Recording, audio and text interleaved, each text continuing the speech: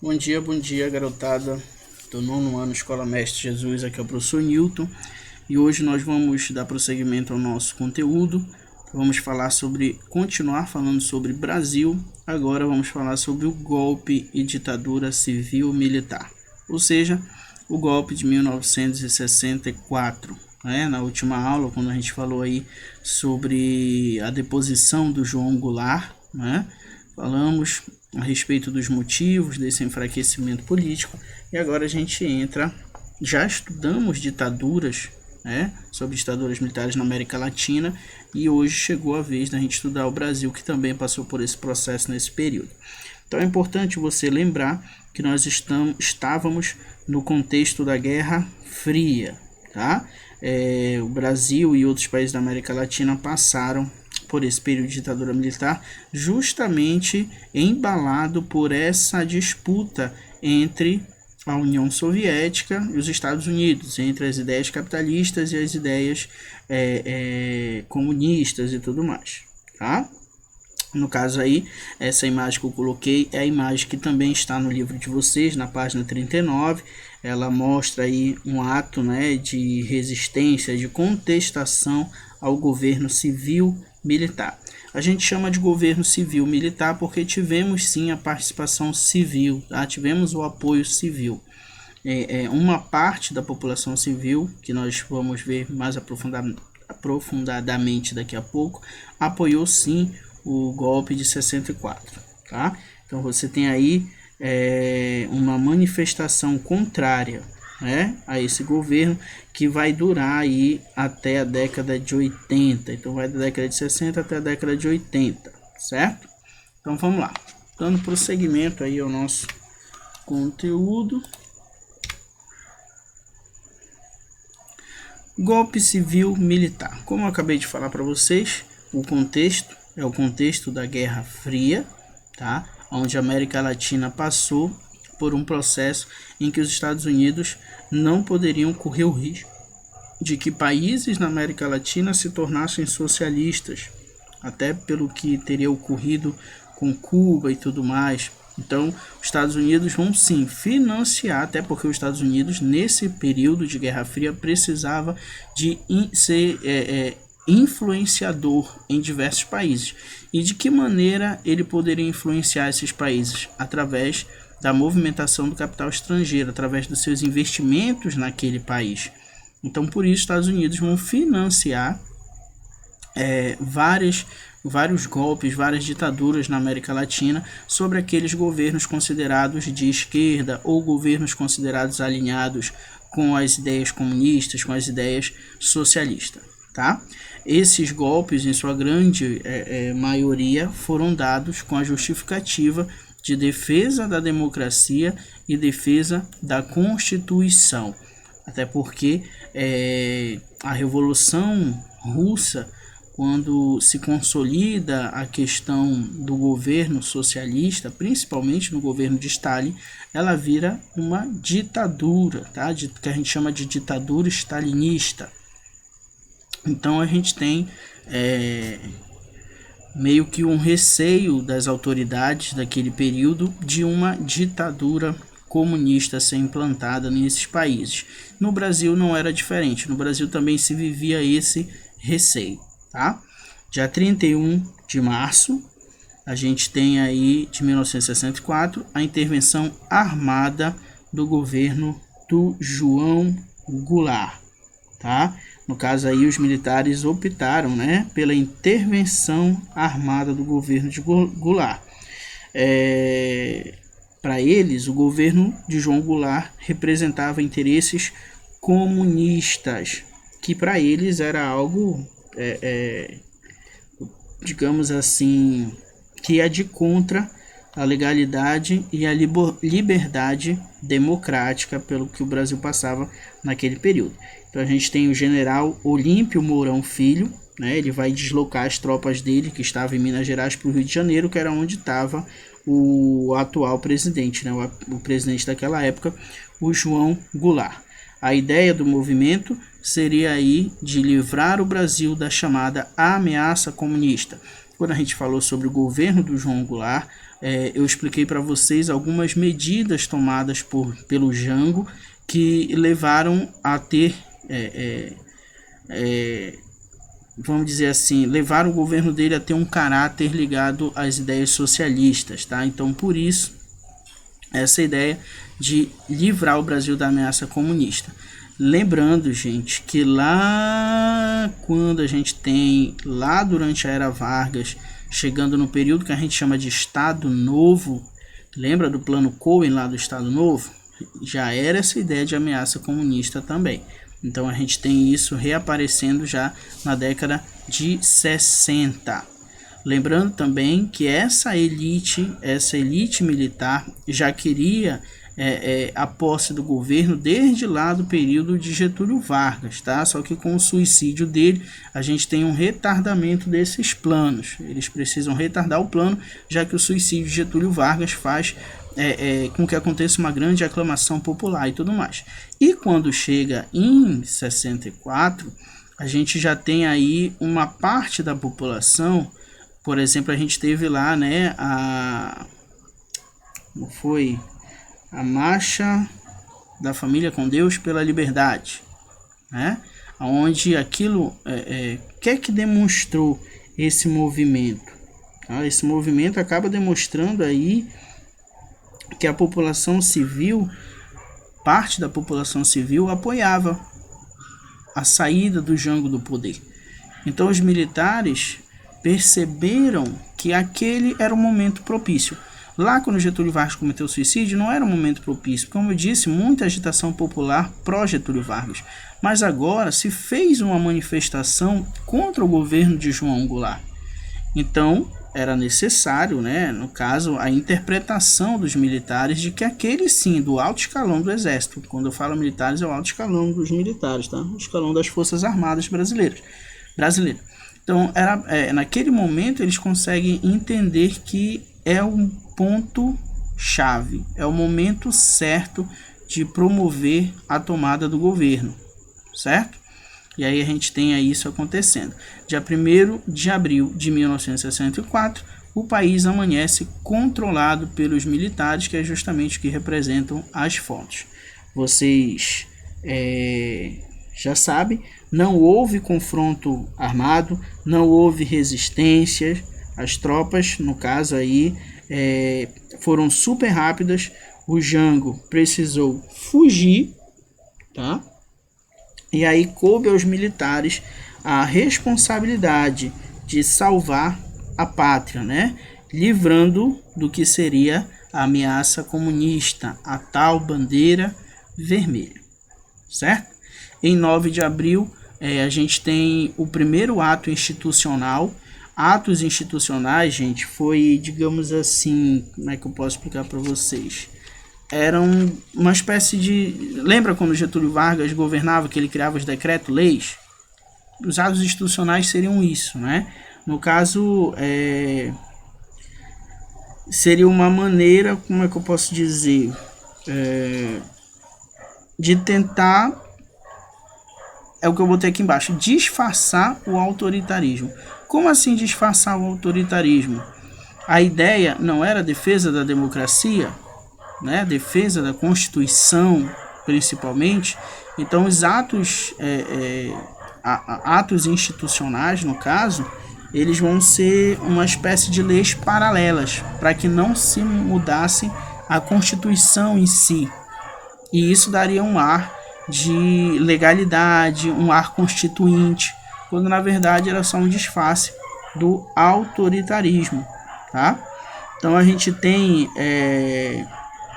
como eu disse para vocês, vou citar aqui a parte da população aí que apoiou o golpe. No caso, tivemos empresários, religiosos, setores da imprensa, líderes políticos, elite social, tá? Por isso que a gente chama de golpe civil-militar, por causa da participação dessa parte da população. Tudo bem?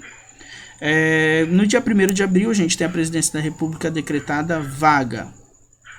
No dia 4, João Goulart já está no exílio no Uruguai.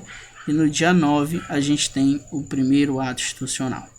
Estávamos, de fato, vivendo um regime militar. tá? Presidentes do regime militar. Gente, como vocês podem perceber aí, né, o regime militar vai de 1964 até 1985. Então aqui estão os nomes dos presidentes e ao lado os seus respectivos retratos, né, suas fotografias. Então vamos lá. De 64 a 67, foi o primeiro presidente da ala militar, teremos o Marechal Castelo Branco.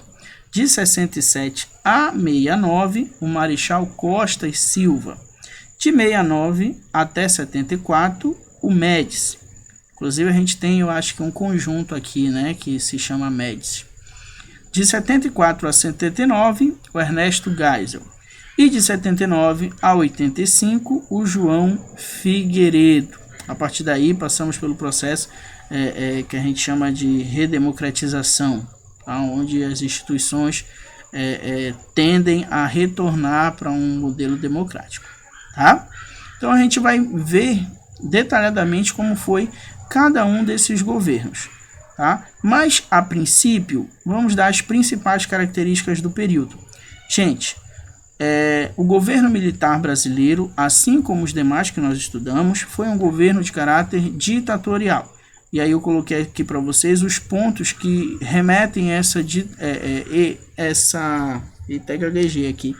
remetem essa ideia do caráter. Por que ditatorial? Porque a população passa a não ter o direito de exercer a cidadania. Por isso, ditatorial. E como a gente percebe isso nesses governos? Primeiro, não existiam eleições diretas para a escolha do presidente. Então a população não participava desse processo de escolha. Segundo, não existia liberdade plena de expressão e opinião. E aqui a gente entra num parêntese, gente. A gente, muitas vezes, com o passar do tempo, muitos fatos históricos acabam fadados ao esquecimento, né? Muitas vezes você quer viver algo que você não viveu achando que era bom e não foi. A ditadura militar é um período desse. Então, ultimamente, tem crescido o movimento pró-ditadura militar. E é importante lembrar que esse movimento pró-ditadura militar vem num período em que, para os jovens principalmente, vocês valorizam muito a liberdade de expressão de vocês. Vocês demonstram as opiniões de vocês no Facebook, no Instagram, enfim, todas as redes sociais, em grupos do WhatsApp e tal. Então vocês estão o tempo todo demonstrando as suas opiniões, sejam políticas, sejam culturais, sejam religiosas até, mas o tempo inteiro vocês estão ali, qualquer coisa que vocês postam, por mais que seja uma piada no Facebook, por exemplo, um meme, você está expressando uma opinião de algo, tá? Então, quando a gente fala que sem liberdade plena de expressão e opinião, significa, gente, que numa ditadura militar, para tentar conter a oposição, uma das primeiras coisas que são limitadas é essa liberdade de opinião e de expressão, tá? Então significaria dizer limitar, nos nossos dias, limitar com certeza essas tais redes sociais que para nós é algo que faz parte do nosso dia a dia. Então hoje a liberdade de expressão ela é considerada por nós muito importante, né? Como a gente diz, você pode pensar diferente de mim, mas temos todos que defender o direito de falar. Por mais que você pense diferente, mas você tem que ter esse direito de expressar seu pensamento. Claro, e aí a gente entra numa outra questão que acontece muito hoje em dia, que é as tais das fake news, né? Que tá o tempo inteiro na televisão. Inclusive nós já tivemos casos de uma mulher, se eu não me engano, que ela foi assassinada porque colocaram uma fake news que ela havia aí sequestrado crianças para fazer rituais e tudo mais. A mulher foi espancada e não tinha nada a ver, morreu por causa de uma notícia falsa. Hoje é muito fácil fazer uma notícia falsa, né? Você percebe, você pode pegar a foto de alguém que, por favor, não faz isso, eu só estou dando exemplo, tá? Não sejam loucos. Mas você pode pegar uma foto de alguém que você não gosta, colocar um texto lá que você pesquisa na internet, que fez alguma coisa de errada e botar num grupo de WhatsApp, que você vai ter aquelas pessoas que mesmo sem saber se é verdade ou não, vão sair compartilhando.